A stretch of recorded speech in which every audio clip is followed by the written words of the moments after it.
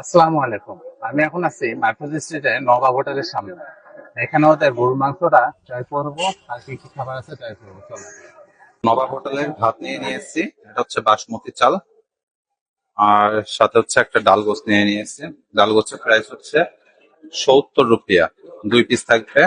আর বুটের যে ডালটা, ওইটা পিসের সাইজটা ভালো, মোটামুটি ভালোই আছে। লাস্ট দিন আমি খেয়েছিলাম ওনাদের যে হাড্ডি গোছটা আছে, ওইটা ওটার প্রাইস পড়ছিল হলো 100 রুপিয়া। তো মাংসটা নিয়ে নিই, এভাবেই নিয়ে নিচ্ছি। আর একটু মাংস।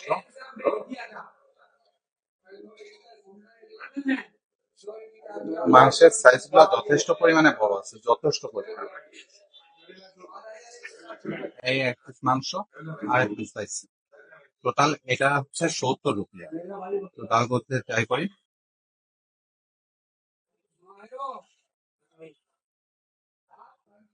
মেইনলি এখানে যে গরুর হোটেল গুলো আছে, নবাব, কারিম, তারপরে সানাম, তো এইগুলার ভিতরে নবাবের মাংস গুলার প্রাইসটা একটু কম আছে।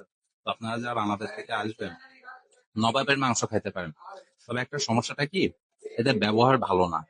ইন্ডিয়ার কারোর ব্যবহার ভালো না, এটা আশা করবেন না। এটার কারণ হচ্ছে আমাদের বাংলাদেশিরাই, আমরা এদের খারাপ করে ফেলেছি। হচ্ছে মাছের মাংসের পিস, মাংসের পিসটা খুবই জুসি, খুবই সফট। ঠিক আছে।